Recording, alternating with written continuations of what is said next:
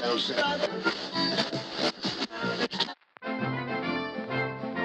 boys and girls, it's Bebop Dragon here again with another episode of the DOBX 18.C, the third part of the online trilogy. And I'm going to cut right into a little bit of the DOBX doing some survival run. Enjoy. Here we have myself, Grove Dragon, and Tomato 666. And we are doing Shady Sands survival mode, which is definitely the way to go to up your stats, up your respect RP, and get that freaking light out of there. It's annoying. And to up your cash. Now this one's a 10 wave survival that when complete pays $20,000. Now you also have 15, 20, 25, and I don't know how many more, as well as make your own down the road. Now, this is the first time I had done the survival with those two DOBX commissioners, and this, you kind of learn right away that there's a flow to the enemies, and there's certain places you can be, and certain places you can't be. And you can tell the novices to the survival mode because they just run right out and they get shot down. And it's one life which you can respawn if you survive waves, if you push to the next wave. I strongly advise everyone do the survival mode. Another reason for survival mode being a great way to start a match is that it allows you to take the guns you get out of there for a while. And so you can end up having some upgraded guns that you didn't have before. And it's kind of like Red Dead Redemption. It's not going to carry it any further than game to game to game. When you go offline, it's done. When you log off, it's done. But, come back in survival mode. You survive 5, 7 waves, then you're going to end up with some pretty good guns. 9, 10, they start pulling out the miniguns. I have my sweet spot here. It's right there behind the door where I first was earlier in the video. There I can rack up a pretty good amount of kills. There's a few weak spots, and later I played through again later with several different people, including Tomato 666, who quickly found my pattern and found my sweet spot. Now Tomato 666 is the commissioner of the Horseman Pestilence. He is probably the oldest of the DOBX members.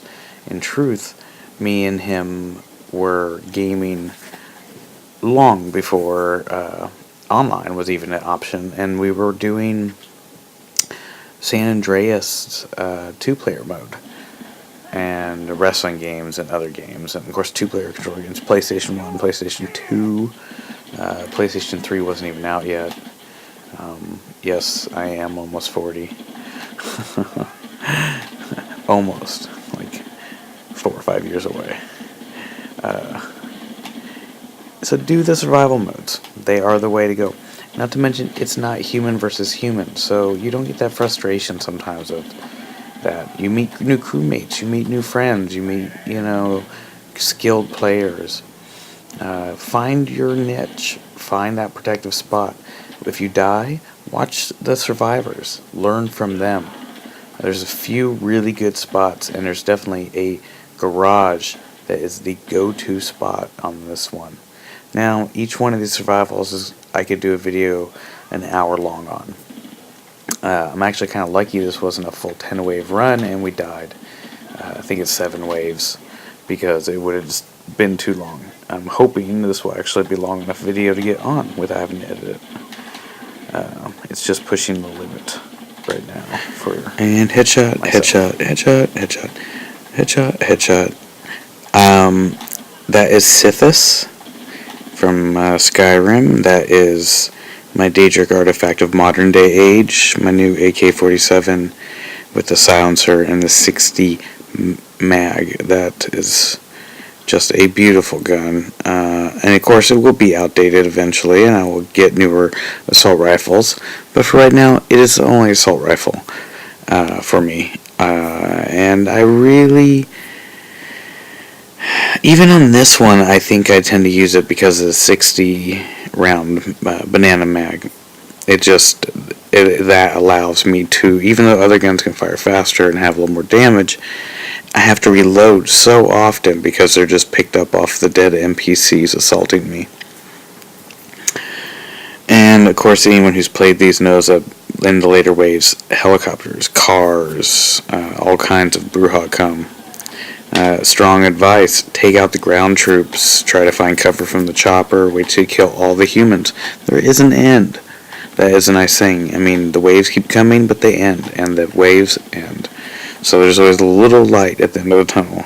It starts to get a little overcrowded. And you can see there, the cover system's a little tacky. I'm sure they'll refine it quite a bit over the next couple of years. So I'm not too worried about it.